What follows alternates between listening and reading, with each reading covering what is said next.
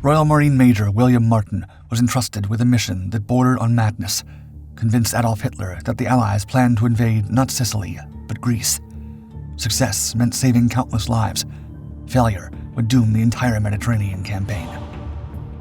Under cover of darkness, on April 19, 1943, Major Martin was secretly brought aboard the British submarine HMS Seraph. Alone, unescorted, the vessel plunged into waters crawling with enemy patrols. Twice, German bombers zeroed in, raining explosives from above, and twice, Seraph narrowly evaded destruction. 10 tense days later, fishermen off the coast of Huelva, Spain, spotted Martin near the shore, clutching tightly to a briefcase. Inside were top-secret invasion plans, carefully crafted to deceive the Nazis, mislead Hitler himself, and rewrite history. All he had to do was deliver them. There was just one little problem. Major William Martin had been dead for 3 months. One crazy idea. Naval Intelligence Officer Ewan Edward Samuel Montague had been bouncing ideas around with his partner, Charles Cholmondeley, searching for inventive ways to mislead the Germans. One day, Cholmondeley came up with a particularly outlandish suggestion. He proposed dropping a corpse over Nazi-occupied France. The body would be dressed in a Royal Air Force uniform and equipped with a malfunctioning parachute. The idea was that the body would be carrying a wireless set, which the Germans would undoubtedly seize. Another casualty of war wouldn't raise any suspicion, and they might attempt to use the wireless set themselves, unknowingly turning it into a conduit for the British to feed them fabricated intelligence. It wasn't a bad idea. Montague had to admit that, unlike many of Cholmondeley's typically far-fetched schemes, this one had potential. Sensing his commander's interest, Cholmondeley eagerly asked, quote, "Does anybody know whether we can get a body?" Montague thought for a moment, 2 minutes by his own account, before dismantling the plan. For one, airmen didn't carry printed communication codes on their person. So even if the Germans intercepted the wireless, how would they know how to use it? More critically, if a parachute failed, the body would suffer severe trauma on impact, broken bones, abrasions, and other apparent signs of a high-speed fall. Any competent mortician would easily recognize that these injuries were inflicted post-mortem. Despite finding it interesting, Montague ultimately dismissed the idea as just another one of Cholmondeley's harebrained schemes. 2 years later, following the success of Operation Torch and the Allies' full control of North Africa, the Intelligence Committee, now led by Montague, was forced to revisit Cholmondeley's long-abandoned idea. It was obvious to the Germans that the Allies weren't about to pull their forces from North Africa, only to ship them all the way back to England for an invasion of northern France. A strike on southern Europe, what Churchill famously called the soft underbelly of Europe, was imminent. The Allies knew it, and so did the Germans. The only real mysteries were the time and place. It was Montague's job to ensure the Germans remained as confused and misinformed about the answers to those questions as possible. From Hitler's perspective, the Allies might try to retake Greece, push through Spain, land in southern France, or even strike directly at the heart of Italy. Looking at it strategically, Montague and his team realized that Sicily made the most sense as the invasion point, which meant it was also the most likely place for the Germans to defend. That had to change. The Germans needed to believe the attack would come elsewhere. But how could they accomplish that without risking the lives of dozens, if not hundreds, of Allied operatives? The room fell silent. Then, Montague remembered Cholmondeley's wild idea. He turned to the committee and said, quote, "Why shouldn't we get a body, disguise it as a staff officer, and give him really high-level papers which will show clearly that we are going to attack somewhere else?" And so it was settled. Cholmondeley's improbable idea was reborn, this time as Operation Mincemeat, one of the most bizarre and ambitious deception operations of the Second World War. Getting a body. In the middle of the greatest conflict in human history, one might assume that finding a deceased human body wouldn't be that difficult. But in practice, the task proved far more complicated. The first hurdle Montague's team encountered was ethical. No one was comfortable with the idea of using a real human body for deception and desecrating the sanctity of human remains. The operation, daring as it was, forced them to consider whether their cause justified such a violation. In the end, they reconciled with the idea by focusing on what was at stake. This single body, if used correctly, could save tens of thousands of lives. And they found a degree of solace in knowing the body would eventually receive a proper burial, with full military honors. Even so, the practical question remained: where would they get a body? They couldn't simply approach a grieving family and ask to borrow the remains of a father, husband, or son for reasons they weren't allowed to disclose. There was no way to make that request palatable, let alone successful.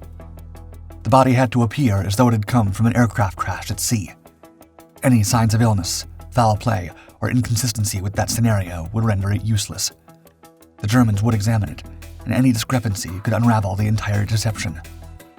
Desperate for a solution, Montague turned to Sir Bernard Spilsbury, one of Britain's most respected forensic pathologists and one of the few people he trusted to keep the plan secret. Spilsbury offered a glimmer of hope. While a victim of drowning would be ideal, it wasn't strictly necessary. Not all those involved in sea crashes drowned, he explained. Many succumbed to shock, exposure, or blunt trauma from the crash itself. This meant the range of acceptable properties was wider than Montague had feared. It wasn't a perfect solution, but it was enough. The mission, improbable as it was, now had a path forward. The next challenge was secrecy. They couldn't simply wander into morgues across the country, asking for bodies under highly specific conditions without arousing suspicion. Montague feared they might be forced into something unthinkable: stealing one, grave-robbing a recently deceased man who fit the criteria, or casting their net so wide that the very secrecy of the operation would be jeopardized. Then a call came. There was a victim of pneumonia brought on by exposure. It was a stroke of grim luck. Advanced pneumonia leaves the lungs heavy, wet, and congested. To the untrained eye, or even to a trained one not looking for anything else, it could mimic the appearance of drowning. The body belonged to a man named Glyndor Michael. He was in his early 30s, an English drifter who had taken on occasional work as a gardener and laborer. His father, a coal miner, had taken his own life when Michael was just 15. His mother passed away when he was 31. Alone, destitute, and suffering from depression, Michael drifted to London, where he survived on the streets. He was found in an abandoned warehouse near King's Cross, gravely ill after ingesting rat poison. One of the key symptoms of phosphine poisoning is pulmonary edema, or the sudden accumulation of fluid in the lungs. 2 days later, he passed away in St. Pancras Hospital at the age of 36. The poison he consumed was a paste often smeared on bread crusts to attract rats, so it's possible that he ate it simply due to extreme hunger. In short, the condition of his body was ideal. It was, medically and visually, consistent with someone who had perished at sea. With no close relatives, permissions to use the body were given to Montague, on the condition that his identity would never be revealed. A promise that would be broken. Still, not everyone on Montague's team was convinced. The body they had belonged to a man who hadn't been in good physical condition for decades. He looked nothing like a Royal Air Force officer. To that, Montague replied dryly, quote, "He doesn't have to look like an officer, only like a staff officer." Even so, Montague sought a second opinion. He returned to Sir Bernard Spilsbury and shared the exact details of the body's condition. Spilsbury was optimistic. He believed it was doubtful that any post-mortem examiner would be able to tell that the fluid in the lungs wasn't seawater. He ended the conversation with a remark that bordered on arrogance, but carried the weight of deep professional confidence. Quote, "You have nothing to fear from a Spanish post-mortem. To detect that this young man had not been lost at sea would need a pathologist of my experience, and there aren't any in Spain." And so, it was settled. Operation Mincemeat. The wild scheme needed a name, a catchy one if possible. Montague visited the offices of the Admiralty, where he was given access to a list of available code names. A name jumped off the page: Mincemeat. Apparently, it had been recently freed up from a previous operation. The spy laughed, thinking about the grim nature of the mission. He thought it was perfect, if somewhat morbid. Operation Mincemeat it would be. Then came the question of where along the southern coast of Spain the body should be deployed. Montague immediately thought of Huelva. He knew of a particularly active German agent operating there, one with close ties to high-ranking Spanish military officers. If the body washed ashore near Huelva, it was almost guaranteed that word would reach German ears. Huelva also had the advantage of being far from the British base at Gibraltar. If the corpse were to be discovered too close to that stronghold, there was a very real risk it might be turned over to the British garrison there, who would quickly realize they'd received the body of an officer who didn't exist. Montague didn't care to find out what would happen after that. With the location selected, the next challenge was choosing an appropriate container. The body needed to be preserved for several weeks in a receptacle that could be launched from the conning tower of a submarine. Montague chose a submarine over an aircraft or flying boat, reasoning that a sub could get closer to shore without being detected and pose the least risk of damaging either the body or the crucial documents it would carry. Under the continued guidance of Sir Bernard Spilsbury, Montague settled on an airtight canister constructed from 2 sheets of 22-gauge steel welded together and filled with dry ice. With the body inside, the whole thing weighed about 400 pounds. The final piece of the logistical puzzle fell into place when Admiral Claude Barry informed Montague that none other than HMS Seraph might be available for the mission. The British submarine was familiar with the Mediterranean route, as it took it often, and more importantly, its commander, Lieutenant Norman Jewell, and his crew had already proven themselves deft in high-stakes covert operations. One of their earlier assignments involved delivering General Mark Clark, Deputy Commander of Allied Forces in North Africa, for secret negotiations with Vichy French officials in advance of Operation Torch in 1942. The mission required absolute secrecy and the navigation of hostile waters under the constant threat of Axis detection. But perhaps the most sensitive of their operations came just months later. In October 1942, HMS Seraph was tasked with extracting General Henri Giraud, the French commander the Allies hoped would rally the Vichy forces to their side from the French Riviera. The mission was delicate. Giraud, staunchly anti-British, insisted he would only deal with Americans. Lieutenant Jewell adapted. He hoisted an American flag, adopted an American accent, and even introduced himself as Captain Gerald. As Seraph surfaced near Toulon, Giraud, wary and proud, nearly refused to board. Only careful diplomacy and the convincing performance of Jewell and his crew got him aboard. Once inside, Seraph dove beneath the surface line and made a silent dash for Gibraltar. The mission's success made it clear that Seraph's crew were resourceful, creative, and aggressive, highly valued traits in the world of stealth and misdirection. Montague explained the entire scheme to Jewell in a document labeled Operation Orders. The text emphasized the enormous stakes of the mission and ended with a stark warning, quote, "Should the Germans and Spaniards suspect that the papers are a plant, it might have far-reaching consequences of great magnitude." With the help of Admiral Barry, Montague then crafted a detailed and convincing letter meant to mimic authentic high-level military correspondence. The letter was from General Sir Archibald Nye, Vice Chief of the Imperial General Staff, to General Harold Alexander, who was commanding an army in Tunisia under Eisenhower. Framed as a denial of a request for additional resources, Nye cited the impending invasion of Greece as the reason for a shortage of landing craft. Crucially, the letter also mentioned a planned assault on Sicily, but described it as a mere cover operation for the real invasion of Greece. That way, even if word of the true target leaked, the Germans would be inclined to dismiss it as British misdirection. Crafting an officer. With time running out, making sure the body was ready for its role became urgent. The original idea was that the body would belong to an officer of the British Army, but Montague realized that the Army's vast communications network would play against him. He had no way of controlling what might be revealed if the deception were compromised. A single slip could unravel the entire scheme. The body was dressed in the uniform of the Royal Marines, blunting that risk. The Royal Navy's tighter communication structure offered a safer path. But this created a new problem. Royal Marines carried photo IDs. Montague and his team did everything they could to make the body appear lifelike. Nothing worked. No matter what they tried, nothing made Michael look lifelike. With time running out and no alternatives left, Montague began searching for someone who resembled their decoy. He found a match in Captain Ronnie Reed of MI5. Reed agreed to be photographed for the ID while wearing a Royal Marines uniform. To make the documents appear worn, as they would for a long-serving officer, they were officially issued as replacements for quote-unquote lost originals. Montague then spent the next few weeks rubbing the 3 cards on his trousers to give them a used, slightly weathered appearance. To sell the illusion further, Montague and Cholmondeley added personal details, what espionage circles called wallet litter. These included a photograph of a fictional fiancée named Pam, actually MI5 clerk Jean Leslie.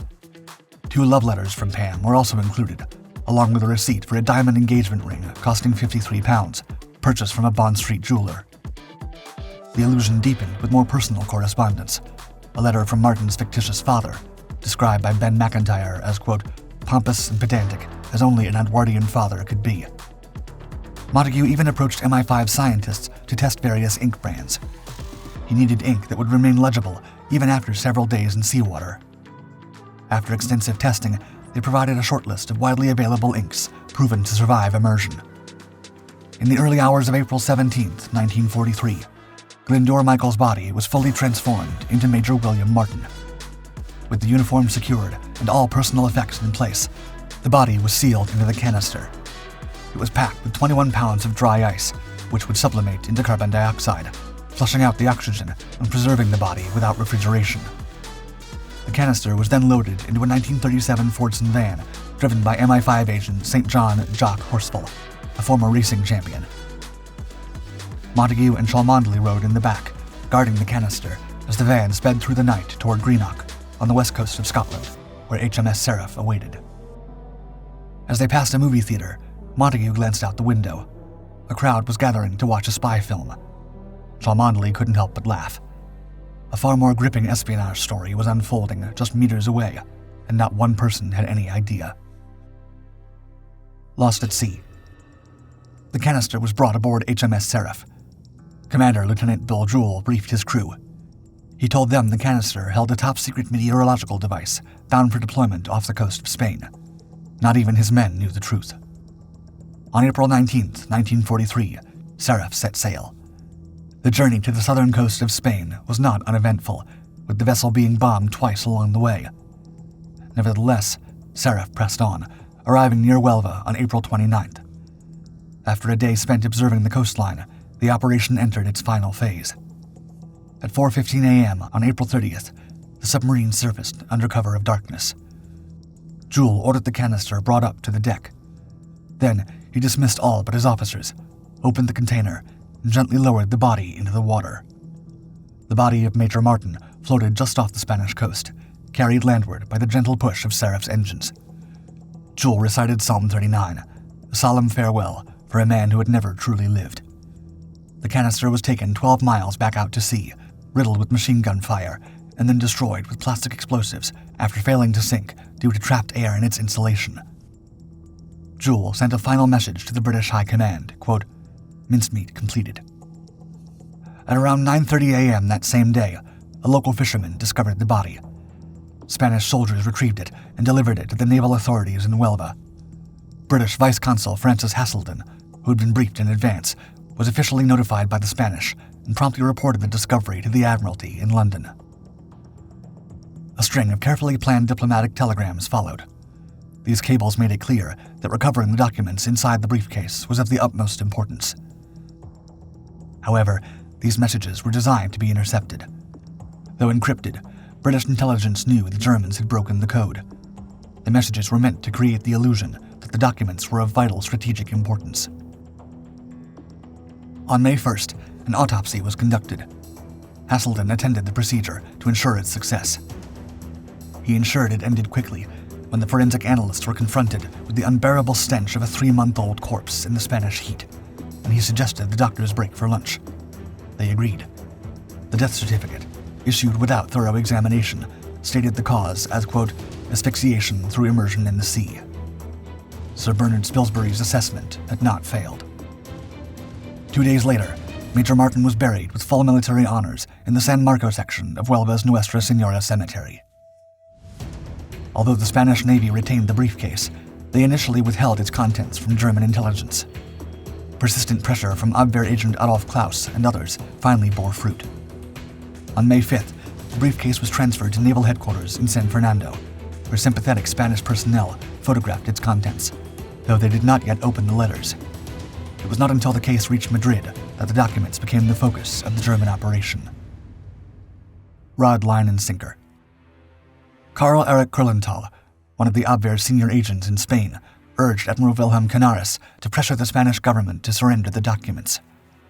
Eventually, Spanish officials opened the letters using a highly delicate method.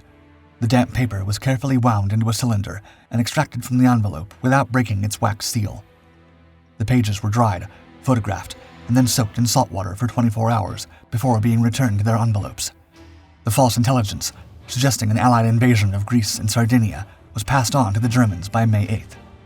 Kuhlenthal personally carried the photographs to Berlin. On May 11th, the briefcase and its contents were formally returned to Haselden and sent back to London. British forensic analysts noted the absence of the eyelash they had planted in one of the envelopes to detect tampering. Further analysis revealed that the paper had been folded multiple times, and there was clear evidence that the documents had been removed, read, and replaced. As a final confirmation, the letters dried into the same curled shape they had taken during their extraction by Spanish intelligence. Maintaining the ruse, British command transmitted another stage cable to Haselden, encrypted but easily crackable, stating that the documents had not been opened. Haselden then leaked this information to known Spanish contacts who were sympathetic to the Germans. The deception had worked. On May 14th, Ultra, Britain's top-secret signals intelligence operation at Bletchley Park, intercepted a German transmission confirming that the mincemeat material had been believed. It stated the Allies were preparing for an invasion of Greece with a diversionary strike against the Dodecanese Islands. A message from Brigadier Leslie Hollis to Winston Churchill, then in the U.S., confirmed, quote, "Mincemeat swallowed, rod, line, and sinker by the right people, and from the best information, they look like acting on it." Montague reinforced Major Martin's identity by placing his name in the Times obituary column on June 4th, alongside other officers lost at sea. By chance, that same day's paper also included the obituary of film star Leslie Howard, whose plane had been shot down by the Luftwaffe over the Bay of Biscay. The proximity of these notices helped cement the credibility of Martin's obituary. The consequences were swift and decisive. On May 14th, German Admiral Karl Dönitz met with Hitler and relayed the forged information.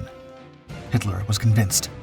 He ordered massive reinforcements to Sardinia and Greece, believing those to be the real targets of the Allied invasion. The experienced 1st Panzer Division was relocated from France to Salonika. Aircraft were deployed to the Greek islands.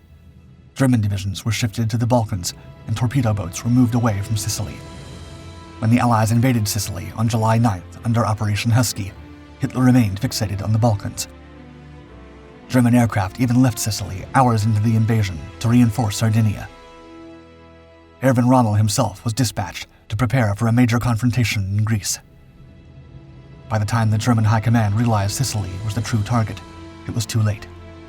Sicily fell on August 17, 1943, after a 38-day campaign. British planners had anticipated 90 days of fighting and massive casualties. Instead, losses were far lighter than predicted, less than 1/7 of the estimated Allied casualties, and only 12 ships lost instead of 300. Historian John Latimer later noted that mincemeat was not the sole reason for the success of the campaign, but its influence was undeniable. Michael Howard described it as, quote, "perhaps the most successful single deception operation of the entire war." Decades later, a British journalist uncovered Major Martin's real identity as Glyndŵr Michael. To honor his legacy, his grave in Huelva, Spain, where he was buried with full military honors as Major Martin, was updated to reflect both identities. The epitaph now reads, quote, "Glyndŵr Michael, who served as Major William Martin, Royal Marine."